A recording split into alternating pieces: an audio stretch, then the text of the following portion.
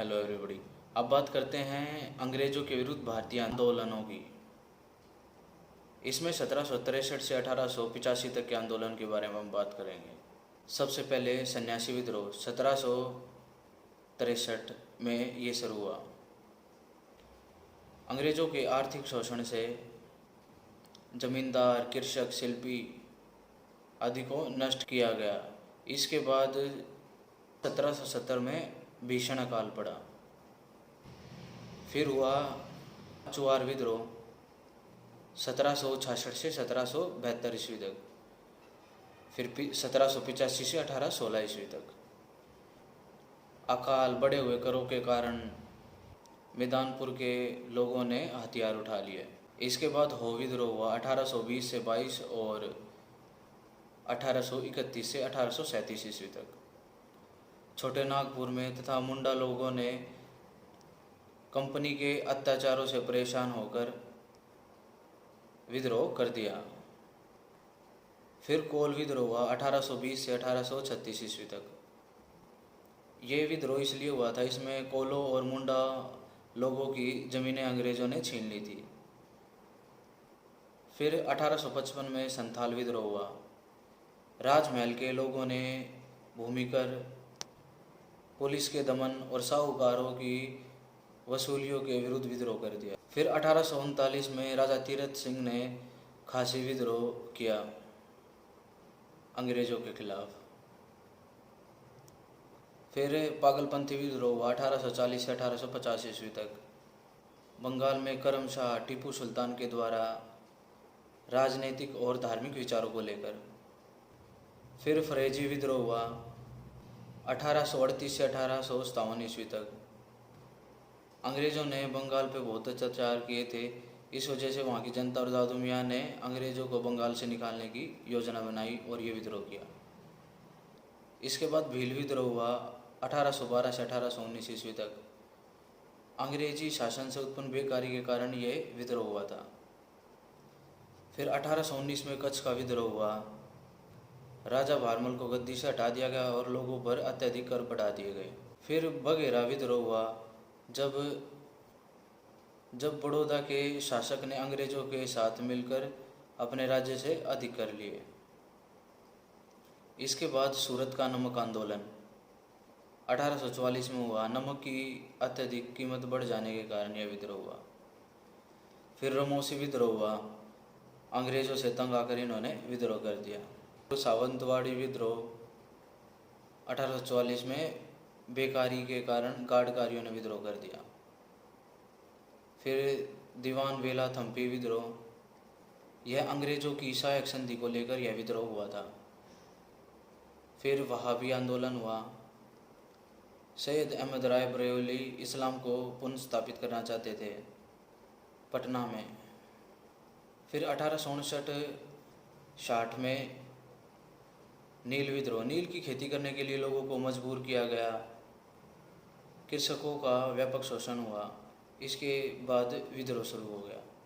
फिर मुंडा विद्रोह, आदिवासियों ने बिरसा मुंडा के नेतृत्व में विद्रोह कर दिया क्योंकि अंग्रेज़ों ने इनकी झूम खेती पर रोक लगा दी थी और इन्हें एक जगह रुककर खेती करने को कहा। फिर मोपाला विद्रोह, जैन मियों की मंदिर और संस्कृति को विद्रोह कर दिया। फिर पाबना विद्रोह 1873 से 76, जमींदार के उत्पीड़न के कारण किसानों ने विद्रोह कर दिया था। 1876 में सुरेंद्र नाथ बनर्जी ने कलकत्ता में इंडियन एसोसिएशन की स्थापना की। इसके बाद इसने 1888 में इंडियन नेशनल कॉन्फ्रेंस की भी स्थापना की। A.O. होम ने एलन ऑक्टेवियन होम 1885 में कांग्रेस पार्टी की स्थापना की। इसके बाद के आंदोलन आधुनिक भारतीय राष्ट्रीय आंदोलन को 3 भागों में बांटा गया है। 1885 से 1905 ईस्वी तक उदारवादी काल या नरमपंथी काल। इसके बाद 1905 से 1919 तक उग्र राष्ट्रवादी काल। फिर 1919 से 1947 तक गांधी काल। अब आगे बात करते हैं कांग्रेस के गठन के बाद कांग्रेस ने ब्रिटिश सरकार के नीतियों अधिनियमों की आलोचना की। कांग्रेस जनता की आवाज़ बनी। कांग्रेस के मंच पर 1905 में गोपाल कृष्ण गोखले और 1906 में दादा भाई नौरोजी ने स्वराज की मांग रखी। उदारवादी नेता उस समय दादा भाई नौरोजी, एम.जी. रनाडे, सुरेंद्रनाथ बनर्जी, फिरोज मेहता, गोपाल कृष्ण गोखले, आनंद मोहन बोस, रास बिहारी घोष आदि थे। इनकी मांगें विधान परिषद के विस्तार, सुधार, प्रशासन आदि पर थी। इन्होंने मांग उठाई कि सिविल सेवा में भारतीयों को अधिक अवसर दिए जाएं। इंग्लैंड के साथ साथ भारत में भी प्रतियोगिता शुरू करवाई जाए। तकनीकी तथा सामान्य शिक्षा का प्रसार तथा सैनिक व्यय में कमी।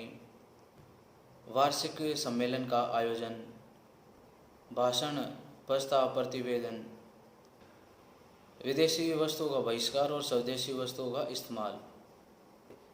ये शांतिपूर्ण और अहिंसक आंदोलन में विश्वास रखते थे। इनकी गतिविधियां शिक्षक मध्यम वर्ग तक ही सीमित थी। अब इनकी उपलब्धियां, जनता में राष्ट्रीय प्रचार और राजनीतिक शिक्षा प्रदान करने में इन्होंने महत्वपूर्ण भूमिका निभाई। ब्रिटिशों की आर्थिक शोषण नीति का पर्दाफाश, स्वतंत्र आंदोलनों की मजबूत नींव। 1892 में भारतीय परिषद अधिनियम उदारवादियों के प्रयासों का परिणाम था। अब इसके बाद उग्र राष्ट्रवादी काल। इन्होंने ब्रिटिशों के शोषण की वास्तविक पहचान की। उग्र राष्ट्रवादियों की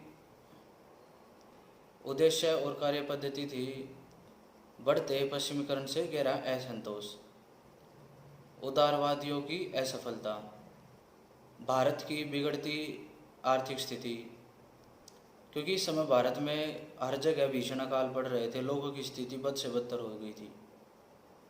उस समय भारत में लाखों लोग मारे गए थे। इसके बाद बंगाल विभाजन का विरोध का अंग्रेजों ने कठोरता से दमन किया था। बंगाल को इस तरह से दो भागों में बांटा गया था। पहले भाग में पूर्वी बंगाल और असम को रख दिया और दूसरे में पश्चिम बंगाल, बिहार, उड़ीसा, झारखंड और शेष बंगाल को रखा गया। 1906 में ढाका में मुस्लिम लीग की स्थापना। बाल गंगाधर तिलक ने शिवाजी और गणपति के उत्सव मनाने प्रारंभ करवाए। इसके बाद 1916 में होम रूल लीग की भी स्थापना की। देशभक्ति की भावनाओं को जगाया। केसरी में राष्ट्रीयता एक नाटक लिखा और स्वराज को जन्मसिद्ध अधिकार कहा। इसके अलावा साइमन कमीशन का भी विरोध किया। स्वदेशी और बहिष्कार आंदोलन, ये ही दो आंदोलन आज़ादी की लड़ाई के दो मुख्य हथियार बने। इसके बाद अंग्रेज़ों ने लाला लाजपत राय, विपिन चंद्र पाल और बाल गंगाधर तिलक को जेल में डाल दिया। इसके बाद 1911 में जॉर्ज पंचम भारत आए। उन्होंने बंगाल के विभाजन को रद्द किया और दिल्ली को राजधानी बनाया। इसके बाद 1916 में लखनऊ समझौता हुआ कांग्रेस और मुस्लिम लीग के बीच। यह समझौता स्वराज प्राप्त करने के लिए हुआ था। अब रोलेक्ट एक्ट 1919 में। अब युद्ध के बाद स्वराज की उम्मीद थी, पर ब्रिटिशों ने भारतीय नेताओं को गिरफ्तार कर लिया और उन पर आंदोलन चलाए। इसके विरोध में 6 अप्रैल 1919 को राष्ट्रीय अपमान दिवस के रूप में मनाया गया। फिर 7 अप्रैल 1919 को गांधी जी को गिरफ्तार कर लिया गया। इसी दमन के दौर में 13 अप्रैल 1919 को जनरल डायर द्वारा जलियांवाला हत्याकांड हुआ। जलियांवाला कांड के बाद रविंद्रनाथ टैगोर ने अपनी ब्रिटिश उपाधि सर को त्याग दिया। इसके बाद खिलाफत आंदोलन हुआ। इसके बाद 1920 में ही all India trade union congress की स्थापना बम्बई में हुई। इसके बाद गांधी जी ने असहयोग आंदोलन शुरू कर दिया। फिर चोरा चोरी कांड हुआ गोरखपुर जिले में। चोरा चोरी स्थान पर एक जुलूस पर पुलिसकर्मियों ने गोली चला दी। इससे भीड़ भड़क गई और उसने थाने में आग लगा गई। इसमें एक इंस्पेक्टर और 21 सिपाही जलकर मर गए। फिर गांधी जी ने दुखी होकर असहयोग आंदोलन वापस ले लिया। फिर 10 मार्च 1922 को गांधी जी को 6 साल की सज़ा सुनाई गई। असहयोग आंदोलन वापस लेने के बाद कांग्रेस 2 दलों में बंट गई। पहले में चिरंतन दास, मोतीलाल नेहरू और विठल भाई पटेल थे और दूसरे में वल्लभ भाई पटेल, चक्रवर्ती राजगोपालाचारी और राजेंद्र प्रसाद थे। इसके बाद 1922 में कांग्रेस अधिवेशन हुआ। 23 में स्वराज पार्टी की स्थापना की गई मोतीलाल नेहरू और चिरंतन दास द्वारा। फिर 24 में गांधी जी को जेल से छोड़ दिया गया क्योंकि वो बीमार हो गए थे। फिर अकाली आंदोलन हुआ 1922 से 1925 तक, करतार सिंह, तारा सिंह और खड़क सिंह के नेतृत्व में। इसके बाद 1924 में गोपीनाथ शाह ने कलकत्ता के बदनाम कमिश्नर टेगार्ड की हत्या कर दी। इसके बाद 1926 में भगत सिंह ने नौजवान सभा लाहौर स्टूडेंट की दल की स्थापना की। फिर 1928 में भगत सिंह, सुखदेव और राजगुरु ने सांडर्स की हत्या की। 1929 में बुकेट वर्दस और भगत सिंह ने नेशनल असेंबली में बम फेंका। 1931 में शांति घोष, सुनीता चौधरी, तिपेरा के कलेक्टर को गोली मारकर उसकी हत्या कर दी। इसके बाद 23 मार्च 1931 को भगत सिंह, राजगुरु, सुखदेव को फांसी दे दी गई। क्रांतिकारी सूर्य सेन को 1933 में फांसी दी गई। फिर साइमन कमीशन आयोग 3 फरवरी 1928 को बम्बई पहुंचा। इसके विरोध में लाहौर में लाला लाजपत राय की लाठी मारने से मृत्यु हो गई। साइमन कमीशन का मतलब क्या था? एक मजबूत केंद्रीय सरकार की स्थापना, प्रांतों की स्वायत्तता, प्रांतों में द्वैध शासन की स्थापना करना, सांप्रदायिक निर्वाचन, बर्मा को भारत से अलग करना और भारत के लिए संघीय संविधान तैयार करना। इसके बाद 1928 में नेहरू रिपोर्ट जारी हुई। 1928 में नेहरू, मोतीलाल नेहरू और सुभाष चंद्र और सत्यमूर्ति ने स्वराज की मांग की। 1929 में लाहौर अधिवेशन हुआ, पूर्ण स्वराज की मांग की। नेहरू रिपोर्ट में द्वैध शासन को समाप्त करना, सांप्रदायिक चुनाव प्रणाली की समाप्ति, अल्पसंख्यकों के लिए स्थान आरक्षित करना, भारत में सर्वोच्च न्यायालय की स्थापना करना और केंद्र को अधिक शक्तिशाली बनाना। इसके विरोध में मोहम्मद अली जिन्ना ने अपनी 14 सूत्रीय मांग रखी। पहली, सिंध को बम्बई से अलग प्रांत बनाया जाए। अल्पसंख्यकों को विधानमंडल में प्रतिनिधित्व दिया जाए। बलूचिस्तान में अन्य प्रांतों की तरह सुधार। सरकारी सेवा में मुसलमानों के लिए आरक्षण। संप्रदाय के 3/4 सदस्य विरोध करे तो कोई विधेयक पास ना हो। फिर इसके बाद 1928 में बटलर कमेटी का गठन किया गया। इसमें कहा गया कि शासकों की अनुमति के बिना रियासतें सरकार को नहीं दी जानी चाहिए। रियासतों का गवर्नर सीधा क्राउन का एजेंट हो। इसके बाद 1927 में अखिल भारतीय जन कांग्रेस की स्थापना हुई। 1929 में नेहरू और बोस द्वारा इंडिपेंडेंट फॉर इंडियन लीग की स्थापना की गई। फिर 1928 में पटेल ने बढ़े हुए करों के विरुद्ध बारदोली सत्याग्रह किया। फिर गांधी द्वारा सविनय अवज्ञा आंदोलन किया गया 1930 में। फिर 1930 में दांडी मार्च के बाद नमक आंदोलन का विरोध, नमक कानून को तोड़ा।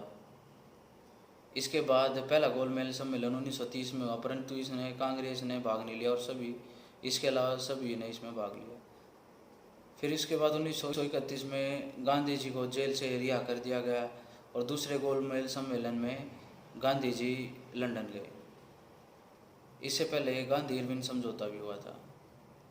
फिर 1932 में तीसरा गोलमेज सम्मेलन हुआ, इसमें कांग्रेस ने भाग नहीं लिया।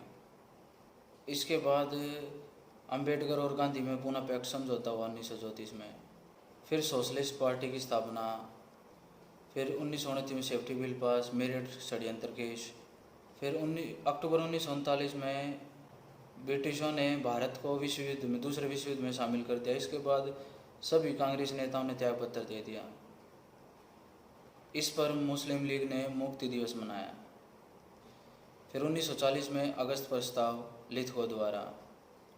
इसके बाद व्यक्तिगत सत्याग्रह प्रारंभ 1940 में विनोबा भावे और नेहरू द्वारा। इसे दिल्ली चलो सत्याग्रह कहा गया। इसके बाद 1942 में क्रिप्स मिशन आया। इसको गांधी जी ने डूबता हुआ चेक किया। फिर आज़ाद हिंद फौज की स्थापना कैप्टन मनमोहन सिंह और रास बिहारी बोस ने की। इसके बाद आज़ाद हिंद सरकार की स्थापना 1943 में सुभाष चंद्र बोस ने की और इसे उसका सेनापति बनाया गया।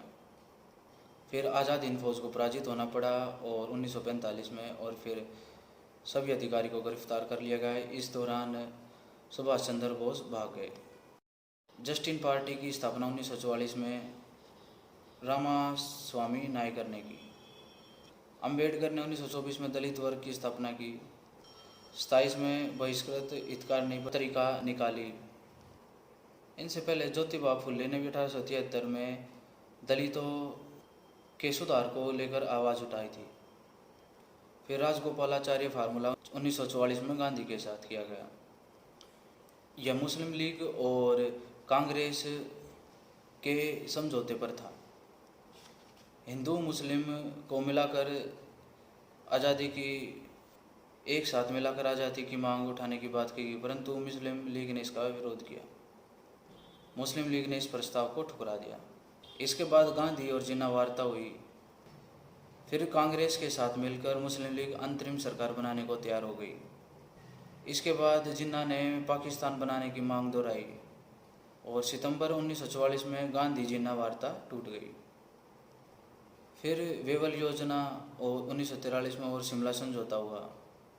इसमें कहा गया केंद्र में नई कार्यकारिणी का गठन हो। इसमें भारतीय सदस्यों के दलों के आधार पर शामिल किया जाए लोगों को, हिंदू और मुसलमान बराबर हों, और कहा गया कि यह व्यवस्था अंतरिम होगी जब तक भारत का संविधान बनकर तैयार ना हो जाए।